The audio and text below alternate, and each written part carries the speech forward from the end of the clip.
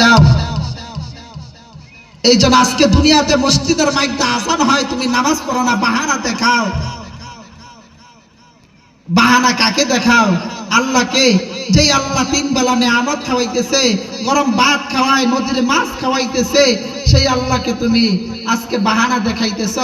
আরে ভাই, কাজ সব সময় থাকবে, আজরাইল আসার আগ পর্যন্ত কাজ থাকবে। কাজ কারো শেষ হবে না। হায়াত শেষ হয়ে যাবে কিন্তু কাজ কারো শেষ হবে না। এই জন্য ভাই, একটু আল্লাহ তাআলার কাছে তওবা করি না। আর কত গুনাহ করব, জীবনে তো কম গুনাহ করি নাই, জীবনে কম নাফরমানি করি নাই।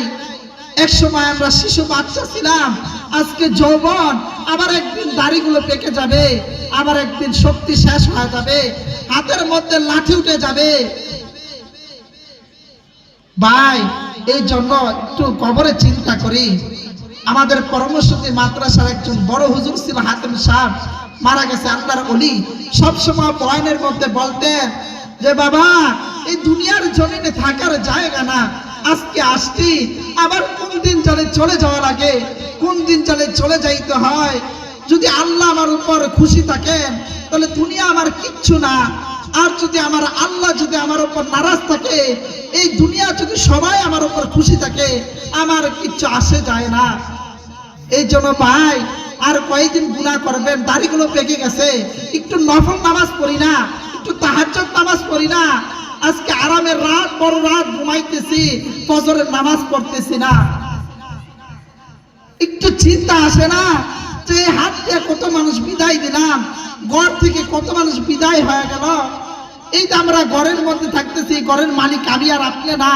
আমার বাবা ছিল, আজকে বাবা কবরে, দাদা কবরে, নানা কবরে, আবার আমারও একদিন কবরে যাওয়া লাগবে, আমার সন্তানও কবরে যাওয়া লাগবে। এই জন্য ভাই, একটু মৃত্যুর মুরাকাবা করেন না, একটু তওবা করেন, চিন্তা করেন যে দুনিয়াতে কেন আসলাম, কি নিয়ে চাইতেছি, কি হিসাব আল্লাহ তাআলার কাছে দিব। এই জন্য আল্লাহ তাআলা বলেন যে আমি আল্লাহ তাআলার কাছে তওবা করো। এত সুন্দর আসমান বানাইছি, জমিন বানাইছি, কোনদিন বলি না আসমান আমার, জমিন আমার। কিন্তু বান্দা এত গুনাহ করার পর গভীর রাত 3টা বাজে আল্লাহ তাআলা প্রথম আসমানে এসে ডাকতে থাকে, ও আব্দুল করিম, আমার কাছে কি চাইবা চাও, ও আব্দুর রহিম, আমার কাছে কি চাইবা চাও। জীবনে কি গুনাহ করেছো, জীবনে কি নাফরমানি করেছো, আমার কাছে ফিরে আসো, ফিরে আসো। আমার মতো রহমান আর গফফার কেউ নাই, আমার মতো সাত্তার আর গফফার কেউ নাই।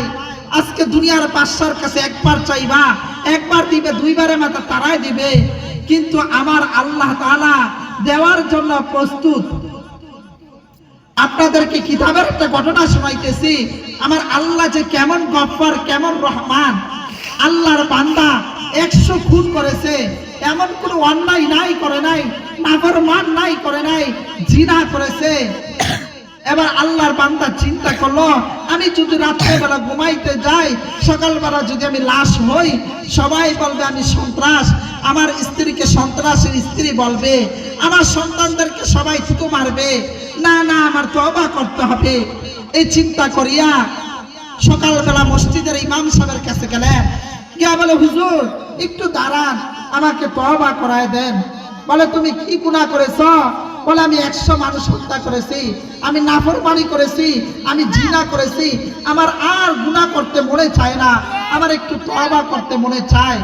হুজুর বললেন যাও, তুমি গভীর রাত যখন হয়ে যাবে, সবাই ঘুমায় যাবে, সবার দরওয়াজাগুলো বন্ধ হয়ে যাবে, আল্লাহর দরওয়াজা খোলা, আল্লাহর কাছে কান্নাকাটি করবা। ওই আল্লাহর বান্দা ইমাম সাহেবের পরামর্শ নেওয়ার পর বাড়ির দিকে রওনা। গভীর মনোযোগ দিয়ে শুনবেন, এই ওয়াজ থেকে তালিম নেবেন। শুধু বয়ান শুনলাম আর বাসায় গেলাম আসলাম, এটার নাম ওয়াজ না। ভিতরে ঢুকানোর নাম, ফিট করার নাম ওয়াজ। শুনলাম, সকালবেলা জিজ্ঞাসা করা হলো তুমি কিসের বয়ান শুনছো? শোনার পর বলতেছে আমি ইউসুফ জুলেখার কাহিনী শুনছি। বলে ইউসুফ কি ছেলে না মেয়ে? বলতে পারে না, কিন্তু বলে বয়ান সেই হয়েছে। কিন্তু আমি যে নামাজ পড়লাম, আমার ভিতরে কতটুকু ঢুকলো সেটা আমাদের কোনো বিষয় নয়। এই জন্য ভাই বুঝবেন, বয়ান থেকে বুঝবেন যে আমাদের তওবা করা দরকার। আর কত নামাজ ছাড়বেন, গুনাহ করবেন।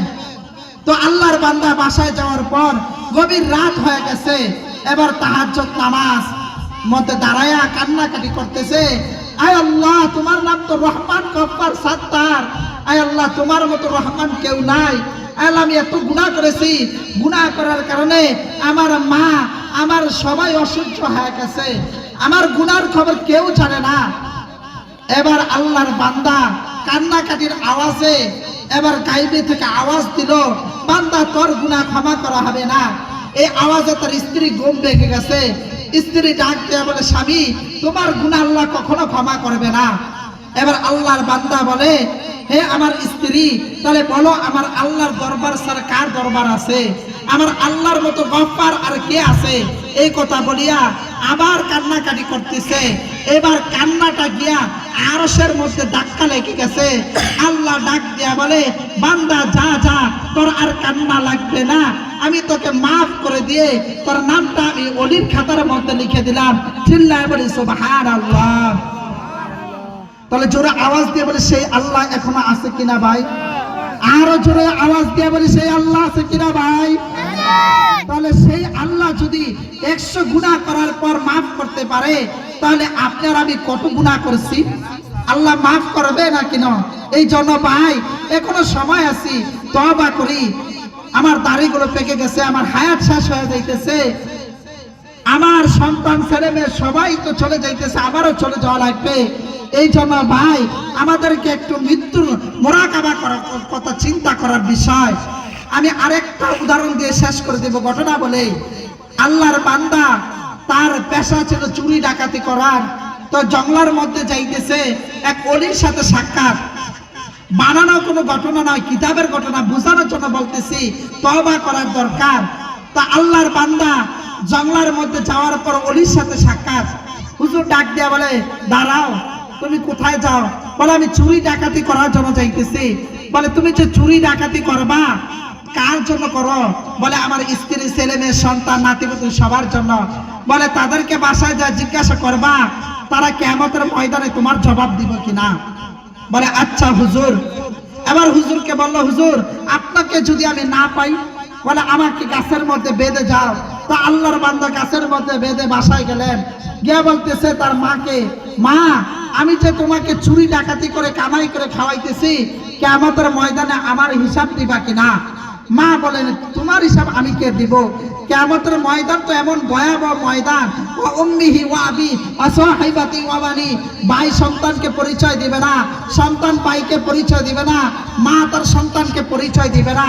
তোমার জবাব আমি কিভাবে দিব? এবার গেলেন সন্তানের কাছে, সন্তান একই কথা বলে। এবার গেলেন আদরের স্ত্রীর কাছে, স্ত্রী দেখে একই কথা বলে। এবার চিন্তা করলো, না, হুজুরের কথাই ঠিক, যার জন্য চুরি ডাকাতি করি সে নাকি কিয়ামতের ময়দানে আমার হিসাব দিবে না। এবার হুজুরের কাছে দৌড় মারলেন, গিয়ে বলতেছে, হুজুর, আপনাকে আমি বেদে খুলে দিলাম, আমাকে কালিমা পড়ায় দেন।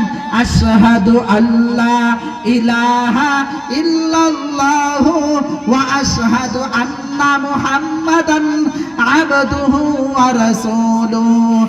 আউলিয়ারা গারে ওকবা ইখতিয়ার, জাহেলারা গারে দুনিয়া ইখতিয়ার।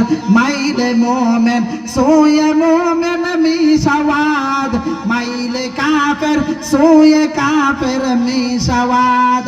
ও মুসলমান ইমানদার আল্লাহর গোলাম, ও এলাকার বৃদ্ধ বাবাজিরা, ও যুবক ভাইরা, ও পর্দার মা বোনেরা, ভালো করে শোনো না। বলে, দুনিয়ার জমিনে থাকার জায়গা না, এই দুনিয়ার জমিনে থাকার জায়গা না।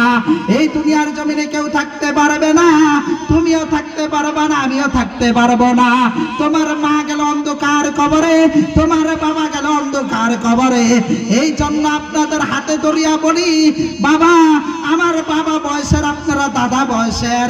ও পর্দার মা বোনেরা, আপনাদের সন্তানের বয়সের হাত দিয়া বলি, আপনারা আজকে থেকে আর কোনোদিন নামাজ ছাড়বেন না, আর কোনো দিন আল্লাহ তাআলার কাছে আর দুনিয়ার জমিনের মধ্যে গুনাহ করবেন না, আর গীবত করবেন না, আর শিকায়ত করবেন না, আর কোনো দিন ব্যভিচার আর দুনিয়াতে গুনাহ করবেন না।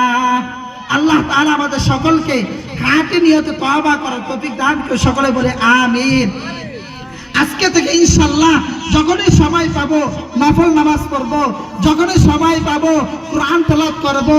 প্রত্যেক সোমবার, প্রত্যেক বৃহস্পতিবার, প্রত্যেক শুক্রবার আমরা নফল রোজা রাখার চেষ্টা করব ভাই। এই দুনিয়া কিচ্ছু না। আল্লাহ তাআলা আমাদের সকলকে বেশি বেশি তওবা করিয়া কবরে যাওয়ার তৌফিক দান করুন, সকলে বলে আমিন। অগুছাল যে কথাগুলো বললাম, প্রথমে আমাকে আপনাদেরকে আমল করার তৌফিক দান করুন। আলহামদুলিল্লাহি রাব্বিল আলামিন। আসসালামু আলাইকুম ওয়া রাহমাতুল্লাহি ওয়া বারাকাতুহু।